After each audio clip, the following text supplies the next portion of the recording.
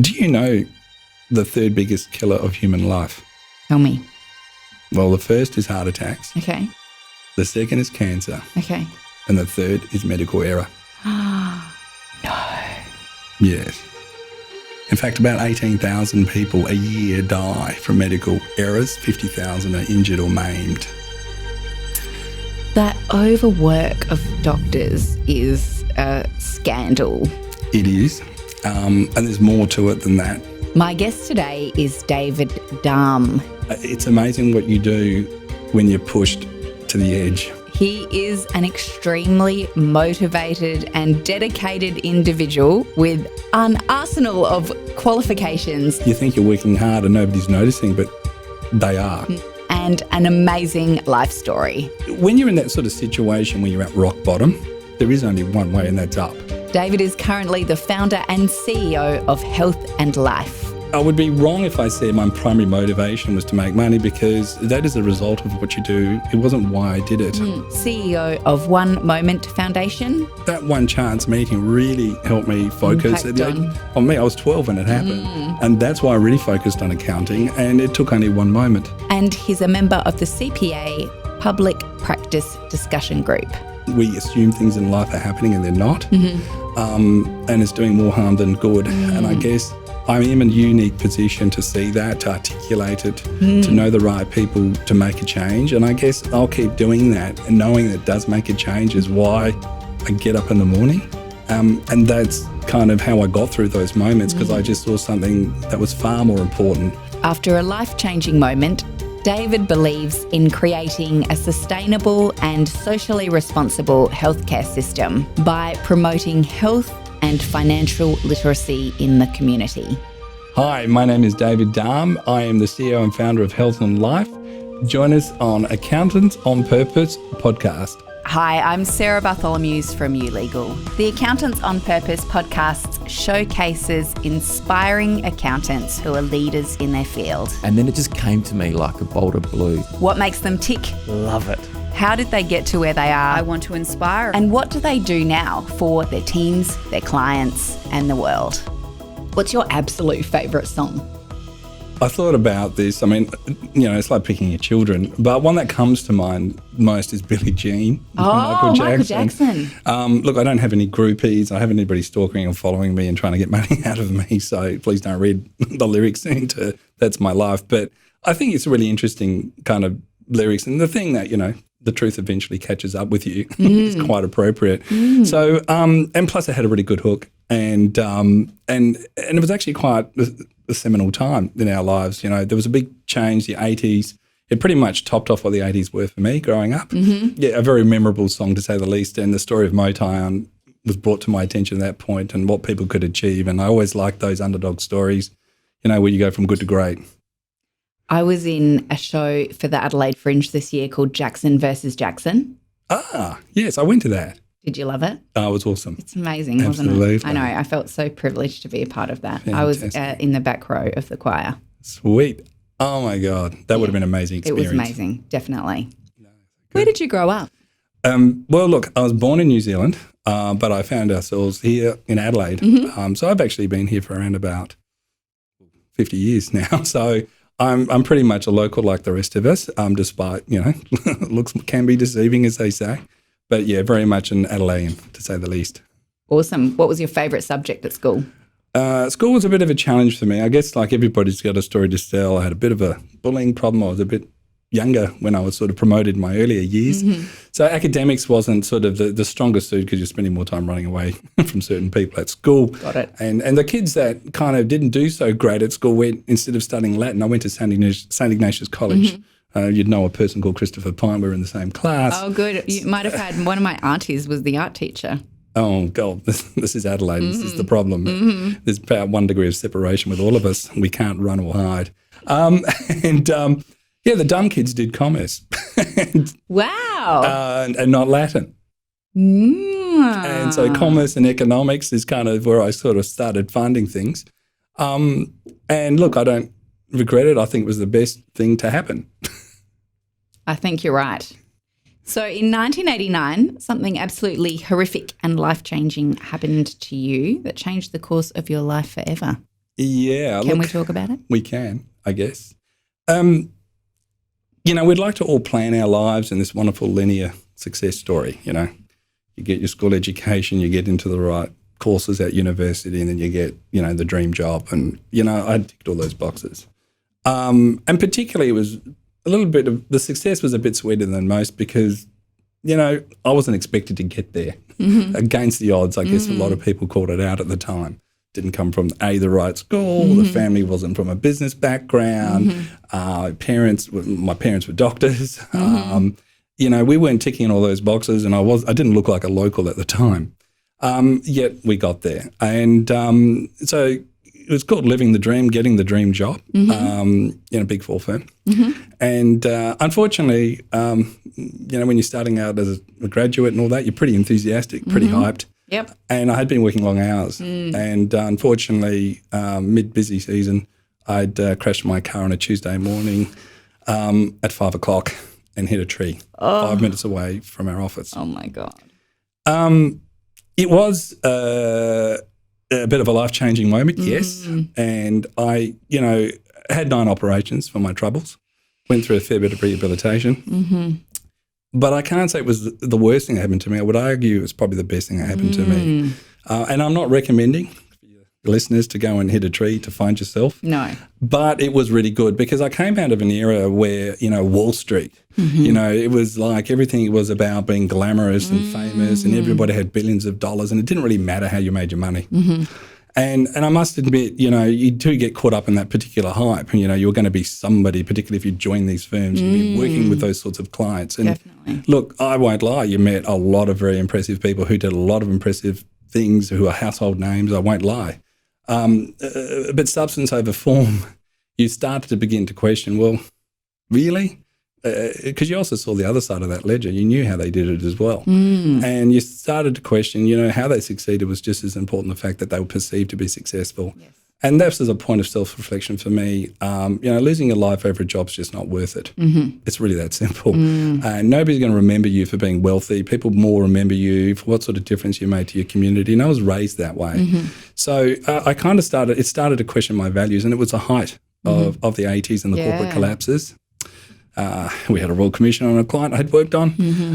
A lot of things that we thought was the right thing to do, obviously it wasn't. And, our state pretty much went bankrupt. We had to sell electricity assets, and we're now paying high electricity prices for many generations to come. So this was really affecting my ethical and social conscience about the things that we do as accounting profession, and that we have this real public duty of care. And that really does need to come first. And look, to be quite honest, it left me quite disillusioned. I'm glad to report, after those first 10 years, I was in denial being an accountant because I just wasn't proud about our environment, our profession. The profession really did make some significant changes. And we don't hear about those corporate collapses like we used to. So, and since I'm now really proud and a big advocate for the accounting profession because I was more impressed about how we learnt, and it is a remarkable profession that is global, which is unique. Legal's not doing it. The engineers aren't doing it. Only the aviation industry and the accounting industry have been able to sort of be a truly global profession, and a profession of peers. And actually we're supportive. I haven't really had a bad word with an accountant in 27 years working nationally at all. But I hear in other professions it's not so. So there is just something about us sort of, I call them, accountants work with a lot of humility and they're the butt of a lot of jokes. But I think we do some pretty important things, and if it wasn't for us, a lot of things just wouldn't happen. So, and we bring confidence to the community, and I think that's really important. And I think the accident, if nothing, it helped me really self-reflect on what my values were, my personal values, and I needed to sleep straight at night. And look, it was a good thing, and I think a journalist interviewed me at the time. He said, David, we're all headed for that same tree. You just got there a bit earlier than others. And I think, if anything, what it taught me was, to think hard and think deeply about who I am and what I want to do and how I want to, leave this place, and hopefully a little bit better than the way I found it. And I think we all need to do that. Hopefully not with a tree, though. No. Try and avoid the trees. Absolutely. So what gave you the strength to keep going, and where did you find the motivation to not give up after that? Okay, well, when you're in that sort of situation where you're at rock bottom, there is only one way, and that's up. I guess I am an internal optimist, and I also have faith in people. It's just they're not generally in the places where you expect to find them. I find the best help I've found and support I've got are from total strangers. Wow. Which is kind of weird. It is weird. And I get more recognised outside my industry than in my industry. And it's been quite unusual. And that's the funny thing is that you think you're working hard and nobody's noticing, but they are. And I think that's probably the biggest surprises that I get. And that kind of, it's not why I do what I do, but it is nice to know that there are people, out there watching and observing you. And I guess the thing that got me out of that situation is I had a personal vision.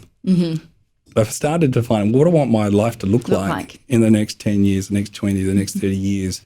Well, what will I be doing? Will I be owning a firm? And in fact, I started up my firm at the age of 22. Wow. So it wasn't something that, and in the height of a recession, admittedly, it was healthcare, and people say, well, that was a smart move. Death and taxes are inevitable. Correct. But I would be wrong if I said my primary motivation was to make money, because that is a result of what you do. It wasn't why I did it. Why I really did it was when I was in hospital, I was quite frustrated.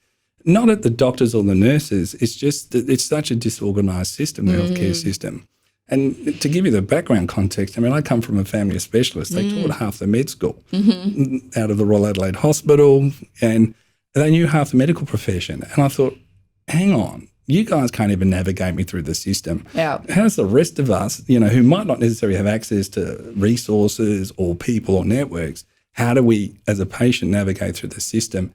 And I guess that I became the patient advocate. And my work gives me an opportunity to work on both sides of that fence, understand the practitioner as much as understanding the patient and trying to reconcile the two together. And it's been a constant journey. We assume things in life are happening and they're not. And it's doing more harm than good. And I guess I am in a unique position to see that, to articulate it, to know the right people to make a change. And I guess I'll keep doing that, and knowing that it does make a change is why I get up in the morning. And that's kind of how I got through those moments, because I just saw something that was far more important. And it has totally exceeded my own expectations of myself. It's amazing what you do when you're pushed to the edge, and you take it in a positive way. So true. So as the founder and CEO of Health Life, your firm specialises in health practice advisory, accounting and tax. What does your firm do differently from other accounting firms, including the Big Four? Okay, well, I'm a startup. I'm probably the oldest of the startups, and every day I feel like I'm still starting up. So that hasn't changed. I guess what I've done differently is that we are a unique firm, and everybody says, but I'm unique too. And I said, well, I guess what makes us genuinely unique, we've been doing it nationally for 27 years, and we've been focused on the healthcare segment in particular. I guess I had a certain belief that, we can't be, the saying, being a jack of all trades but a master of none. I kind of feared that, that could happen to me. And I'd seen that in other firms. So we are a genuine boutique firm. And it helps you then do a deep dive and drill and find out exactly what your clients need from a commercial or a legal or an accounting, and you can refer it to the right people who have genuine expertise in those areas. Yeah. And I think that is important. And really I had this vision. We wanted to be the go-to experts, that we did more than just the tax returns. And for individuals, in fact, we do a bit more than just individuals. Our primary focuses are the practices, general practices, specialist practices, allied health. And we've also worked actually at our children's hospital here and privatised, the emergency department at the children's hospital to get rid of emergency blocks. So we've worked for hospitals as well. And so that kind of makes us a bit different, that we'll go there and take a chance in those sorts of areas. I have been published and my opinion has been nearly 450 national interviews with BRW, the Australian Financial Review, Medical Observer. I've been cited in a number of PhDs and even an international American Physician Journal for American Physicians and Surgeons with our ideas. And I've probably been named about nearly 3 or 4 times in federal Senate inquiries into the healthcare system. So it's been quite an extraordinary experience because I've really focused about the patient and tried to work backwards from that, and have tried to always bring a very balanced and pragmatic view of, what can actually work. are we creating a sustainable and socially responsible healthcare system, which is what our primary difference with everyone is. And in fact, at the time, I think at the age of around about, was actually in 2000 when the GST was first introduced. I was a columnist for Australian Doctor. We also co-authored, the first book on GST and getting your medical practice GST compliant. Oh, great. So it's been quite a big difference. And most firms are chasing maybe, revenue. We've been also a high growth firm. In fact, we'd won awards in that, being the highest growth firm, 35% growth rates, year on year for 3 years straight. And that's been good to us. But we do spend a lot of our time on research and development. Like we do sit there and we write software systems and templates that it makes it just easy to, solve very complex problems. And that's really what our points of difference are. And a lot of firms, find, hang on, why would you do that? You're not meeting your billable target. We're not interested in that. We're interested in what the outcome is. So we did a program called Doctors Pay Calculator. We've done a national benchmarking report called the Good, Bad and Ugly Report for healthcare practices, which, calibrates in near real time, how your practice should be going on every line, revenue and line item expense. We're 100% in the cloud now. So that was a big move a couple of years ago. Yeah. I do really believe in mentoring and giving back because I had great mentors when I was growing up, and that's really the most important thing I could advise the younger audience listeners. Find a great mentor. It's a personal thing, and because somebody was really generous to me, Dr. Peter Hyson, who built our Hyson tunnels, they've been named here, the famous artist. He's actually the grandson. He was really generous to me. There was no fee, there was no expectation. He was genuinely interested in me. I was genuinely interested in him and what the healthcare system was about. And these are really important and life-lasting relationships. But I guess the focus, the main difference between us is we've always stayed focused, on our clients and their objectives. We haven't been distracted with, wow, everybody goes cloud, let's go cloud. There has to be a reason for doing it. And, what is the ultimate client and patient experience? And I've always seen the patient is actually being our client as much as, the practice. So therefore we would always... who they serve. That's who they serve. Also who you ultimately serve. Yeah, and ultimately that kind of means that we're all on the same page. And I don't see, our role just ends with a tax return. It's very short-sighted, and people want deep and meaningful relationships, proactive and constructive ones. I describe to people what we do different. We're the GPS in the car. Yeah. We're not the rear vision mirror. And, we give them the dashboard. And we give them the counselling, the advice, on a timely basis. And we started off as a consulting firm, not as an accounting firm. And in fact, I only became an accounting firm because everybody kept complaining to me that they wanted me to be an accountant. So that's why we're also an accounting firm, because you have to do both. You can't do one without the other, and you have to have expertise in both. So, that's the only way you can really provide a truly comprehensive service. Yeah. Love it. Tell me about the One Moment Foundation. I was doing a lot of flying around. I guess pharmaceutical companies would fly me around doing GST presentations, and it got pretty hectic, and I think I was burning out my staff in aeroplanes. So I actually ended up hiring a flying PA, to say the least. Handy.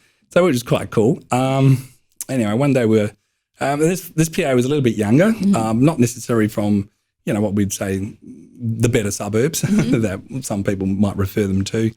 And she was about 19 years of age. And I said to her, and we just were having this conversation in the aeroplane. She says, and I said, so what's your story? Why are you so much more mature than people of your age at that particular age? And she goes, oh, look, David, look, I think having a career is very, very important, and I don't want to end up like my sister. And I said, what's that? Well, she's pregnant, and, and she was, barely 20 at that age. And I said, what? And she goes, yeah, this goes on a lot. And I said, what? And she goes, oh, well, that baby bonus. I said, yeah, well, basically teenage girls were getting knocked up by their boyfriend so they could get the $5,000 baby bonus so they can buy some Nike shoes. Or a big screen TV. Well, no, this is at high school. And I said, oh, my God, you got to be kidding. And she goes, no. And she asked me to watch this movie called 13. And I'm just thinking, I saw this pressure on, girls, to sleep with guys and, or they fear rejection. And we were just having, all these unwanted pregnancies going on. So I found that quite disturbing, and I worried about the self-esteem of young girls. And I've got a son and 2 daughters, so I'm thinking, wow, what a crazy lot of pressure to put on, particularly teenage girls, and particularly from boys who can be quite manipulative and selfish. And as a society, we all pay for that. So I thought, look, we have to do something. And what I realised, it's how I became an accountant, was through one moment I had actually met. And this person, which I didn't realise, he rocked up at our school, on a Saturday morning, had a big Mercedes-Benz and a mobile phone, and nobody had them back in the 80s. And I actually went up to him and I said, excuse me, what do you do for a living? And he goes, well, actually, I'm a chartered accountant. Chartered accountant. I said, And then he said, and I said to him, oh, okay, so what does that mean? He goes, well, basically I look after other people's money. I said, oh, okay. And he goes, David, you've got to do these key subjects. And then if you do them, you can also be a chartered accountant. A little did I know at the time that this particular individual, and I thank him and a shout out to him, John McDonald, he happened to be also the chairman of McMahon's Holdings, a listed company, owned Magic Mountain and Falls Creek, and had a few other things under his name that he didn't quite tell me about. And it really, it just showed, what you could do if you put your mind to it. And I thought, look, that one chance meeting really helped me focus. On me, I was 12 when it happened. And that's why I really focused on accounting. And it took only one moment. So the One Moment Foundation, what I realised in life was it's more about an attitude, and it's about meeting inspirational role models who can tell their story. And therefore you can understand these people aren't special, but they end up doing extraordinary things. And the idea was to have people and kids exposed to, all different types of people from all different walks of life, and to be aspirational. It didn't have to be just about making money. It could be anything you wanted it to be, but it was up to you.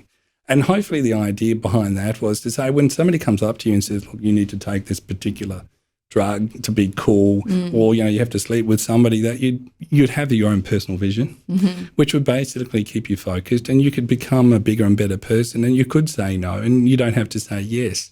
So I guess, people learn well by stories, and people learn well by meeting real people who've done real things and done great things. And the idea was to connect the two. So it became real and wasn't just a theory. Cool. I love the quote that you use, which says, I need to admire your integrity before I can admire your success. What does that quote mean to you? Yeah, actually that quote is now being etched on the at the University of SA Hall, the pyramid down there at Pridham Hall. And the short version of that is integrity defines success. Look, as an accountant, you do realise how people become successful because you do work quite closely with them. And, in the end of the day, it's substance over form. I think too often we get caught up with somebody with the latest car or the nice clothes, and you think they're successful, but perception's reality for most people. But the reality is when you look at their bank account, and they're heavily in debt, they can't even afford that flashy car that everybody's really impressed about. And so I'm a little bit more sceptical and maybe less naive to think that, look, I guess people who want to be sometimes do that. I'm not saying everybody, and people should have nice things, because if that's what they genuinely want, that's great. And value. And I guess if that's what you value, and that's fine, and nobody's saying that's wrong. But for other people, it makes us feel depressed and that we've got to do something. And suddenly we have to cut corners. We have to be the fastest growing business, and then we need to cut our ethics. Then we can't sleep at night. And the problem is that those kind of mistakes are hard to undo. That legal contract that you sign, well, it seems like it's just a contract, but, it could take you another 7 years to get out of that contract, and a lot of money you lose. And that breaks people's, personal lives, family lives. It puts a lot of pressure on family, friends, workers, co-workers. You don't really get many second chances. And so the point about this is saying, look, just ask a few more questions before you sort of suddenly admire somebody and think, oh, that's a go-to answer to all my problems. Oh, set up your own business, etc. It's a lot more complicated than it first looks. It's not that easy. Think carefully, ask good questions, and don't get caught up with the glossy and the hype and the titles. I mean, all these things are just vanity metrics, to bring you in. But at the end of the day, you need to be comfortable in your own skin and the people that you work with, and you'll make better decisions. And I guess I saw that back in my Big Four days where, a lot of entrepreneurial companies and startups would come, and as big as was their ascension, so was the way they descended. The fall, And these are people who had Harvard qualifications, they were in the newspapers, and it's not, everything is not all it seems, and to be probably less naive about that and ask probably better questions, and deep dive into your own why, and don't worry about what other people are doing, because it's not relevant. What's relevant is what matters to you most. Yep, 100% agree. How would the closest person in your life describe you? Okay. Well, it gets back to my wife. We've been married for quite some time. Dated since the age of 19, so it's a long stretch. Yes. She's a patient woman. She's a very patient woman. I had to get this checked with her. Oh, good. I'm glad to hear it. So it has been wife checked because I need to go home tonight. What would she say? Well, she'd say, funny and can be the life of the party if he wants to. The brain is ticking 24/7 with ideas. David's hungry for knowledge and wants to know why things go wrong and what we can do about it. He spends a lot of time, searching on the YouTube History Channel. He suffers from presenteeism. So you could be having a conversation with him, but his brain's somewhere else. He's nodding. Planning and thinking, and that's a fair comment. Visionary, clever, innovative and crazy. Will give things a go when everybody says it's impossible, and persistent. Takes rejection well, which he finds very weird, and really committed to the family and the community at large, and worries about the future and what he's going to leave the next generation. Works bloody hard and gets on with it. Oh, I love that you had it wife checked. That's the best. Good homework. Thank you. Is there something that I haven't asked you that I should have asked? Yeah. Well, I'll put a question back to you because you've been asking all the questions. Okay, sure. Do you know the third biggest killer of human life? Tell me. Well, the first is heart attacks. Okay. The second is cancer. Okay. And the third is medical error. No. Yes.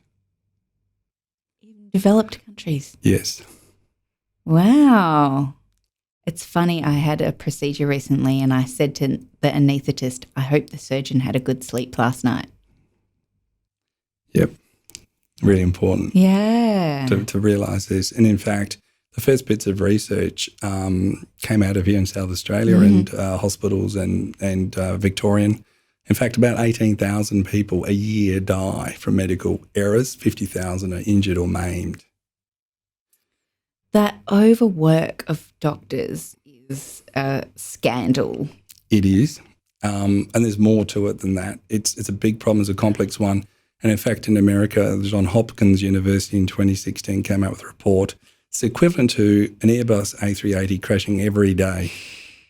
It's massive. And here in Australia, when we talk about, road deaths and we read about the road toll of only 1,200, we've got 18,000, but we don't get many media reports. Never talk about it. Yeah. Extraordinary, isn't it? Yes. And it's been a problem for the professions, a problem for government. I see it as a problem that is too big to solve for government and even for the professions, and certainly at a local level. And I have actually spent a lot of my time observing this phenomena, and I have taken these issues and matters to Parliament. And extraordinarily, when I found out what the problem was, that probably concerned me more than anything else.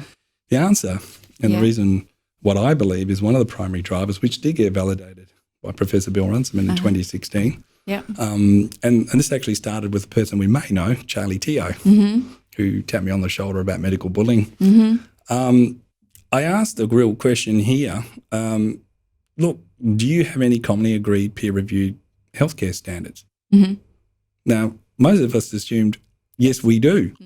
And when I took this matter to Parliament, in fact, the first time I raised it was in 2011 with Medicare audits, everybody, the AMA, the colleges, Medicare, they all actually agreed with me. There wasn't any and it couldn't be done. Impossible. And I thought, well, that's crazy. We have a dictionary called the Oxford Dictionary, and that was impossible when that was created back in, the early 1900s. why don't we have this? Yeah. No wonder we're making so many mistakes. No wonder why we're getting so many different medical opinions, because everybody only has their own opinion. Surely we should consolidate this into a centralised database like Wikipedia and make this available to all patients and all providers so we can get on the same page. Yeah. And we can learn from our mistakes and away we go. And?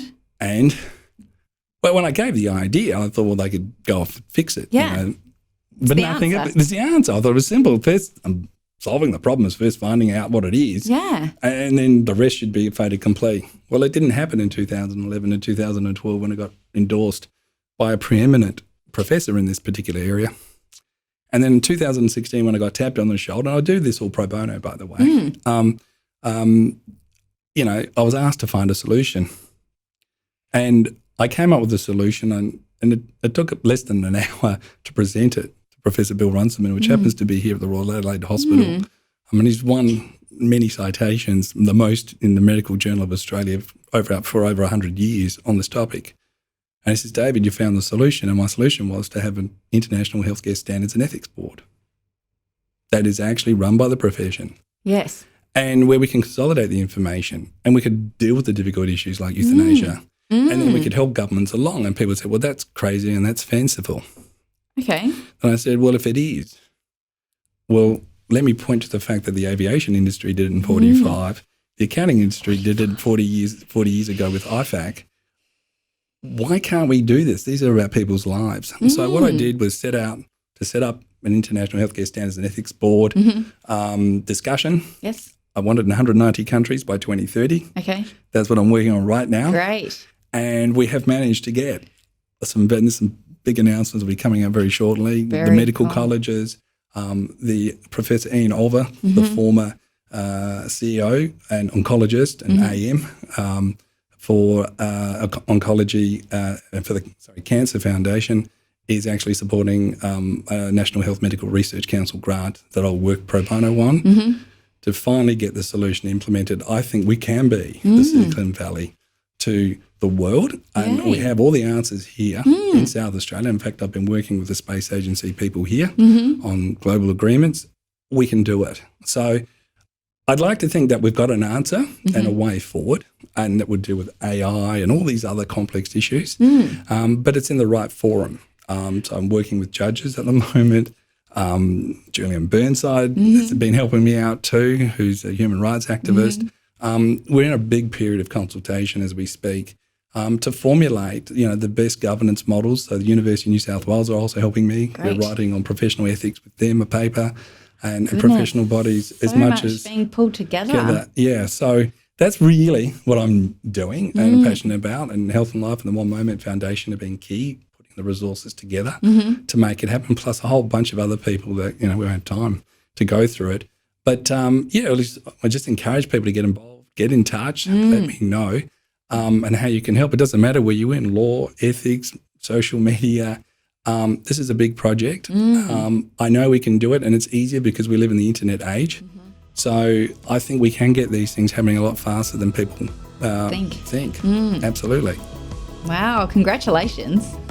When we get there, yes. Then I'll say congratulations. Correct. Hopefully in 2030. Thank you so much for coming in today, David. It's a pleasure. Thanks for tuning in to the podcast today. If you're still listening, you can find the show notes on our website, ulegal.com.au. You're welcome to go ahead and subscribe, leave a review, and share the podcast with anyone that you think might benefit from it, anyone that you think is open to helping us create a world with a purpose that's higher than profit. If you're an accountant on purpose, feel free to find our Facebook page and join our community.